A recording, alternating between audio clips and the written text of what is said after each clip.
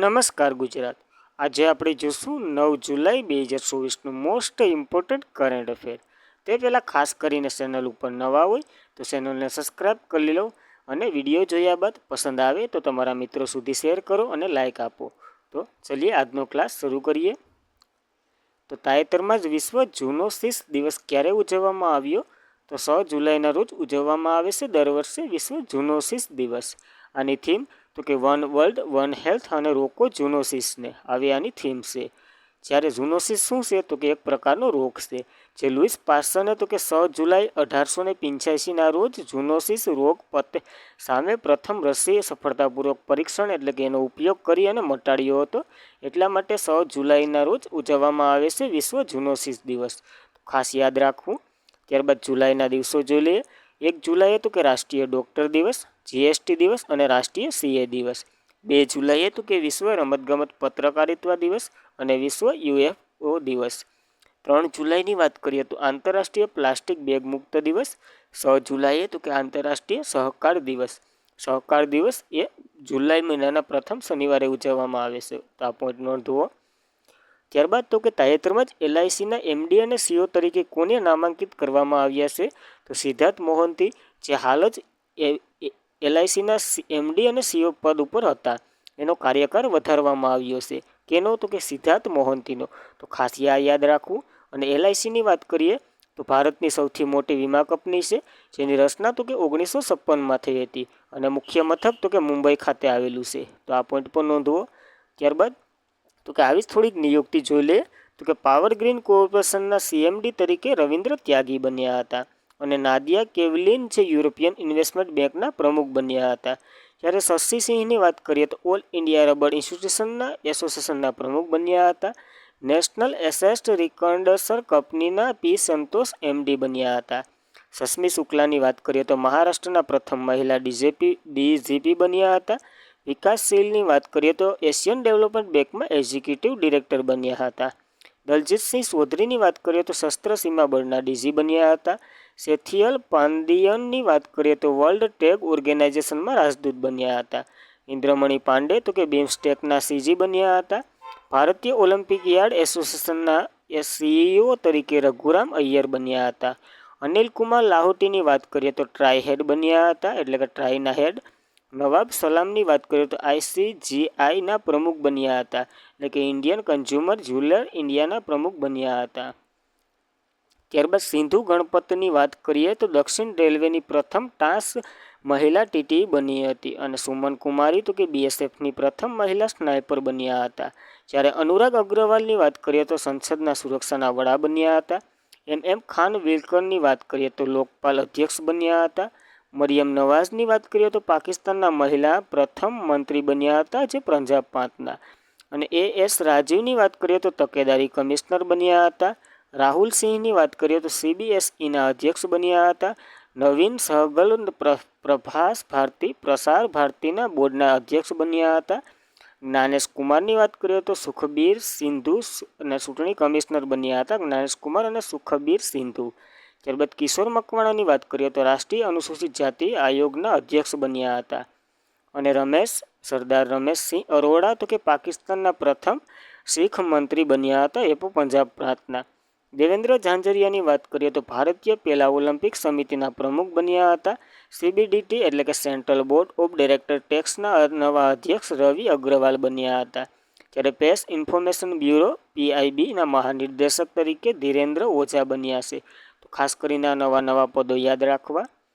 ત્યારબાદ તાજેતરમાં જ રશિયાએ ક્યાં નવું ઓર્બિટિક સ્ટેશન બનાવવાની જાહેરાત કરી છે? તો રશિયા 2030માં સ્પેસ ઉપર પોતાનું નવું ઓર્બિટિક સ્ટેશન બનાવવાની જાહેરાત કરી છે. જોકે રશિયાની સર્વોચ્ચ કંપની છે રોસમોસ્કોમ કંપની, જેને જાહેરાત કરી છે કે 2030 સુધી નવું ઓર્બિટિક બનાવી દેશે સ્પેસમાં. ત્યારબાદ તો કે રશિયાનું આવું એક ઓર્બિટર હતું પહેલાં, જે તો કે રશિયાએ ઇન્ટરનેશનલ સ્પેસ સેન્ટર હતું, જે 1989માં રશિયા અને 1998માં રશિયા અને યુએસ બંનેએ ભેરા મળીને બનાવ્યું હતું.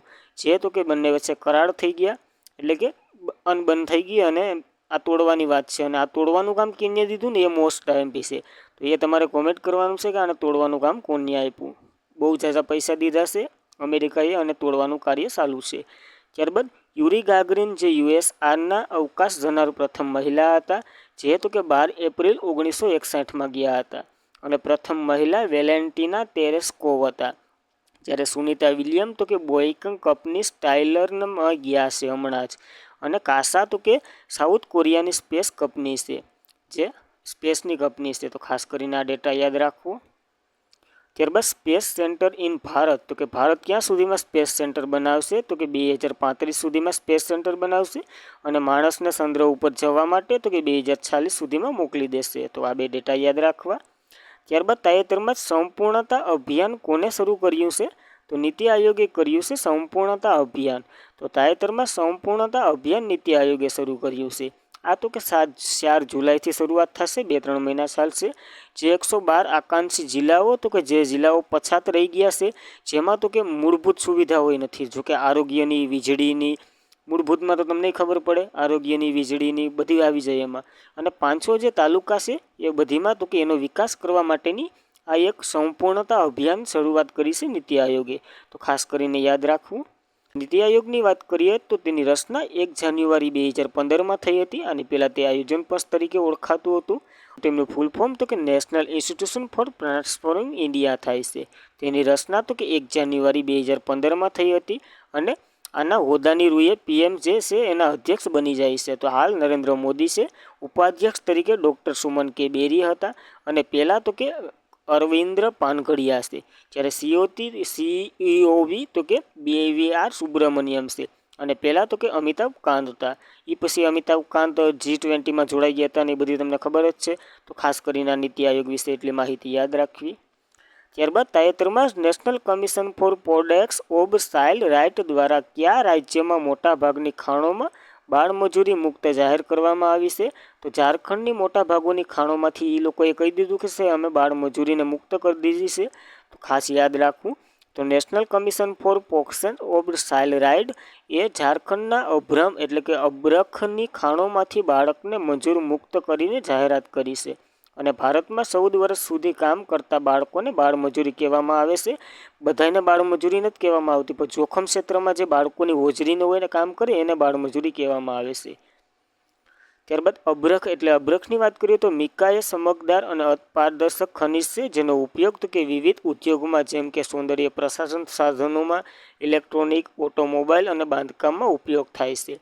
જે ઝારખંડના કોડમમાં અને ગિરિહિલ જિલ્લાના પુષ્કળ પ્રમાણમાં જોવા મળે છે. અને ડોકરમાને એક સમયે ભારતમાં અદ્યતન રાજધાની અને મિકા સ્ટીલ કહેવામાં આવતું હતું. તો ખાસ કરીને અબ્રખ વિશે યાદ રાખવું. हिंदी में उसको अभ्रक कहते हैं और गुजराती में अब्रक कहा जाता है. तो खास याद રાખવું. ત્યારબાદ ઝારખંડની વાત કરીએ તો કેપિટલ રાંચી છે. સીએમ તો કે હેમંત સોરેન છે. અને સરકાર તો કે સીપી એટલે ગવર્નર સીપી રાધાકૃષ્ણની છે. આમે રાજ્યની સરકાર તો સીપી રાધાકૃષ્ણ એટલે ગવર્નરના નામે જ ચાલતી હોય, ભણ્યા હશો તમે બંધારણમાં. ત્યારબાદ તાજેતરમાં જ આરબીઆઈના ઈડી એટલે કે એક્ઝિક્યુટિવ ડિરેક્ટર કોને બનાવવામાં આવ્યા છે, તો સારુલતા એસ કારને બનાવવામાં આવ્યા છે. જે આરબીઆઈના ઈડી એટલે કે એક્ઝિક્યુટિવ ડિરેક્ટર બન્યા છે. કોણ, તો કે સારુલતા એસ કાર. આની પહેલાં કોકને ઈડી બનાવવામાં આવ્યા હતા, તે કોમેન્ટ કરો. જ્યારે હાલ તો કે સારુલતા એસ કારને એડી બનાવવામાં આવ્યા છે આરબીઆઈમાં. આરબીઆઈની વાત કરીએ તો રિઝર્વ બેંક ઓફ ઇન્ડિયા તેમનું ફૂલ ફોર્મ થાય છે. તેમની રચના તો કે 1 એપ્રિલ 1935માં થઈ હતી યંગ હિલ્ટન કમિશનની ભલામણથી. હાલના ગવર્નર શક્તિકાંત દાસ છે 25મા નંબરના. પ્રથમ British governor sir Osborne Smith છે. પ્રથમ ભારતીય ગવર્નર સીડી દેશમુખ છે. જ્યારે પ્રથમ ગુજરાતી ગવર્નર કોણ હતા, કોમેન્ટ કરો. ત્યારબાદ તાજેતરમાં જ રાઇઝો ટોપ પરિયોજના જે સમાચારમાં હતી, તો તે શેના સંબંધિત છે, તો ગેંડા સંબંધિત છે રાઇઝો ટોપ પરિયોજના. તો તાજેતરમાં જ રાઇઝો ટોપ પરિયોજના જે સમાચારમાં છે એ ગેંડા સંબંધિત છે. આ તો કે સાઉથ આફ્રિકાના વૈજ્ઞાનિકો દ્વારા ગેંડાના શિંગડા એક શિંગી ગેંડો જે આપણે આસામના કાઝીરંગા નેશનલ પાર્કમાં જોવા મળે ને, એ ગેંડાના ઓલામાં તો કે એક રેડિયો ઉપકરણ ફિટ કરવામાં આવશે, જેથી કોઈ પણ ગેંડાનો શિકાર ખાલી સિંગ માટે કરે તો એને ખબર પડી જશે. અને આ જે કોઈક મૃત્યુ પામ્યા હોય ગેંડા તો એને પણ એની ખ્યાલ આવી જશે. તો આનાથી ગેંડાની ગણતરી પણ થઈ જશે અને ગેંડાના શિકારોથી અટકવા મળશે. તો ખાસ કરીને સાઉથ આફ્રિકાના વૈજ્ઞાનિકોએ શરૂ કર્યું છે. ખાસ કરીને ત્યાં જોવા મળતો લિમ્પોપ રાઇસ રિઝર્વમાં શરૂ કરવામાં આવ્યું છે. જ્યારે કાઝીરંગા નેશનલ પાર્ક આસામમાં આવેલું છે, ત્યાં એક શીંગી ગેંડાઓ જોવા મળે છે. તો ખાસ આ પોઈન્ટ નોંધવા. ત્યારબાદ યુનેસ્કો વર્લ્ડ હેરિટેજ કમિટીની 47મા સત્રનું આયોજન કોણ કરી રહ્યું છે? તો ભારત જ કરી રહ્યું છે. આપણે કેટલી વાર જોઈ ગયા છે, ચાલુમાં જ હોય. તો યુનેસ્કો વર્લ્ડ હેરિટેજ કમિટીની 47મી સત્રનું આયોજન તો કે ભારત કરશે. શા માટે ચર્ચામાં છે? તો કે આગળ કમ પહેલાં આખી ડિટેલ જોઈ લે. તો 2024માં 47મું સત્ર તો ભારત આયોજન કરશે અને 21 જુલાઈથી 31 જુલાઈ 2024 સુધી આનું આયોજન થશે. ક્યાં? તો કે ભારત મંડપમમાં, નવી દિલ્હી ખાતે, ભારતમાં. અને 2023માં રિયાદ, સાઉદ અરેબિયાએ આનું આયોજન કર્યું હતું. તે કેટલામું સત્ર હતું? તો કે 45મું. જ્યારે 41મી સાઇટ તરીકે શાંતિ નિકેતન વેસ્ટ બેંગોલની તેને પસંદ કરવામાં આવી હતી. 42મી હોયસલાના મંદિરો કર્ણાટકનું છે, એને પસંદ કરવામાં આવ્યા હતા. આપણે ગોખી લીધું, તો ખાલી યાદ રાખવાનું. હાલમાં જ ભારતમાં એકમાત્ર નામાંકિત અહોલ મોહિન્દર છે, જે આસામમાં આવેલા છે. હવે અહોલ મોહિન્દર શું છે? તો કે આસામમાં જે અહોલ જાતિની જ્ઞાતિઓના રાજાઓ રહેતા, એને દફનાવી અને ત્યાં ઓટાઓ બનાવી અને જેમાં થોડુંક મંદિર જેવું આમાં આપણે કેમ દેરા નાખ્યા હોય એવી રીતના જે દેખાય ને, એને તો કે આ સાઈડમાં એડ કરવામાં આવ્યું છે. એટલે કે આને મોકલવામાં આવ્યું છે સાઈડ 43મી સાઈડ તરીકે. એટલે કે આ જો પસંદ થઈ જાય તો 43મી સાઈડ બનશે, નહીં પસંદ થાય તો પાછી આવશે. તો આ આસામનું છે, એને મોકલવામાં આવ્યું છે. તો ખાસ યાદ રાખજો, એટલા માટે ચર્ચામાં છે. જ્યારે અમૃત ધરોહર સાઇટની વાત કરીએ તો 15મા નંબરનું ગરબા બન્યું હતું, 14મા નંબરનું દુર્ગા પૂજા બન્યું હતું અને ભારતનું પ્રથમ સાહિત્ય શહેર કોઝિકોડ બન્યું છે. જ્યારે યુનેસ્કોની વાત કરીએ તો united national education, scientification and culture organisation તેમનું ફૂલ ફોર્મ થાય છે. જેની રચના તો કે 1945માં થઈ હતી. મુખ્ય મથક તો કે પેરિસ, ફ્રાન્સ ખાતે અને ડીજી તો કે ઓડ્રી ઓલેન છે, જે ફ્રાન્સના છે. તો ખાસ યાદ રાખવું આ યુનેસ્કો વિશે એટલી ડેટા. ત્યારબાદ મેઇનલેન્ડ સિરોન તાજેતરમાં પ્રથમ વખત ફોટો ક્યાં લેવામાં આવ્યો છે? તો આસામમાં લેવામાં આવ્યો છે. મેઇનલેન્ડ સિરોનનો તાજેતરમાં જ પ્રથમ વખત ફોટો. આ એક એના જેવું દેખાય, આ એક પ્રાણી છે મેઇનલેન્ડ સિરોન, જે આપણે નાની પાડીનો હોય, ભેંસનું બસું, એને પાડી કહેવામાં આવે છે, એના જેવું હોય છે.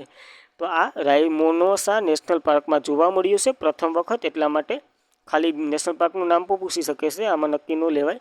તો આસામમાં જોવા મળ્યું છે આ મેઇનલેન્ડ સિરોન. તો ખાસ યાદ રાખવું. અને એનો પ્રથમ ફોટો લીધો છે તો રાયમોનોસ નેશનલ પાર્કમાં જોવા મળ્યું છે. ત્યારબાદ આસામની વાત કરીએ તો કેપિટલ તો કે દિસપુર છે.